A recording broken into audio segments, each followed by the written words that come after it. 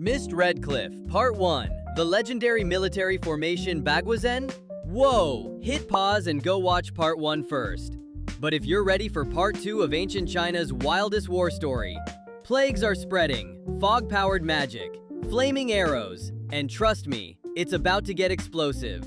This is Red Cliff Part 2, The Fire Awakens. It begins with Shangxiang moving like a whisper through the heart of Cao Cao's vast encampment. Every step she takes, every message she sends by carrier pigeon feeds vital intelligence to Zhuge Liang, hidden far across enemy lines. But as she watches from the shadows, a new horror unfolds. A deadly typhoid outbreak rips through Cao Cao's army. Tents become morgues. Soldiers drop where they stand. Disease, not the sword, claims the first lives of the campaign. Cao Cao responds not with medicine, but with malice. He orders plague-ridden corpses loaded onto rafts and sent drifting downriver, carried by the current toward the Allied camps. The scheme hits its mark.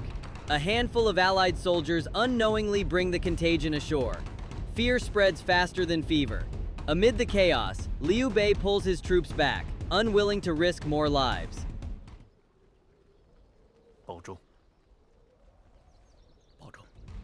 He leaves Zhuge Liang behind, pledging loyalty to Sun Quan. But to all eyes, the alliance appears broken. Cao Cao watches triumphant. To him, the war is already won. Meanwhile, his naval commanders, Mao and Zhao Yun, propose a bold idea. Chain the fleet together with iron beams. No more rocking ships, no more seasick men. A stable, unified platform for war. Back at the Allied camp, two masterminds move in tandem. Zhou Yu hatches a plan to eliminate Cao Cao's naval commanders, while Zhuge Liang, ever the master of illusion, volunteers for an impossible task: acquire 100,000 arrows in just 3 days without shedding a drop of blood. They agree. If either fails, they forfeit their lives. As dawn breaks beneath a heavy fog, Zhuge Liang makes his move.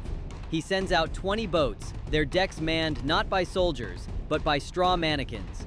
The mist cloaks their approach. The river holds its breath. Mao and Zhao Yun, watching from afar, scoff. A pitiful assault, they say. Desperate, laughable. They order their archers to fire. A storm of arrows rains down. The straw dummies soak them up. Zhuge Liang's boats turn back, laden with the enemy's own weapons. By the time the commanders realize they've been duped, it's too late. Worse still, the trick sows doubt in Cao Cao's mind. He sends Jian Gan to lure Zhou Yu into surrender. But Zhou Yu flips the game. With flawless misdirection, he plants a false tale. Mao and Zhao Yun plan to betray Cao Cao. Paranoia takes root. The story fits too well with Zhuge Liang's theft. Enraged, Cao Cao executes his commanders. Only later does he realize he's been played. Completely. And now, the wind shifts.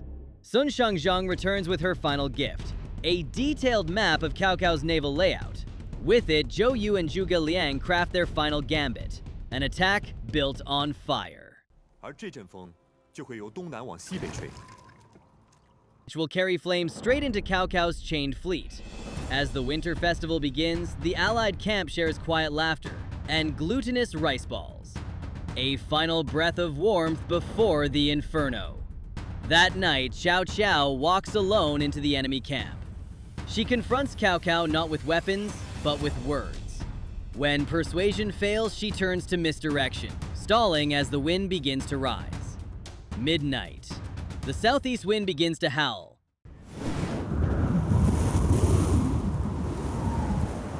Sun Quan's fleet ignites.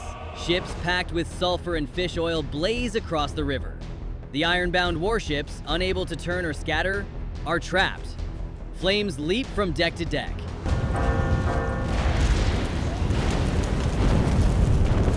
Sailors scream. Cao Cao's navy becomes a funeral pyre. He orders the chains severed. But the river has already claimed his fleet.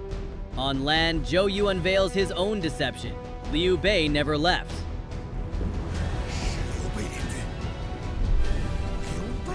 His army storms Cao Cao's rear defenses, cutting through unprepared soldiers in a brutal surprise attack.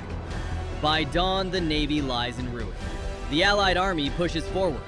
Using a testudo formation, they breach the final fort under heavy fire. The cost is great, but the wall falls. Then, Cao Cao strikes back. In a desperate counterattack, he captures Zhou Yu. Xiao Jun appears, holding Cao at knife point.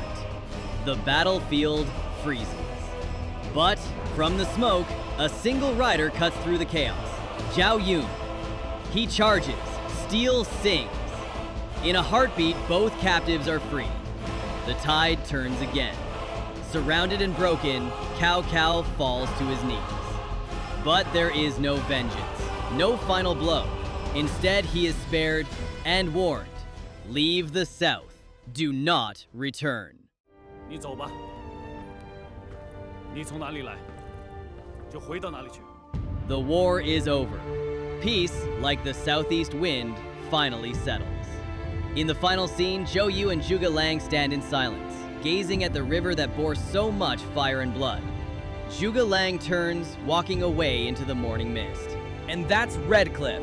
Big battles, smart moves, and a lot of fire. Ancient China really went off. If you liked this, you'll love The Last Samurai. More swords, more honor, and yeah, Tom Cruise with a top knot. Links right here. Go check it out next. Thanks for watching.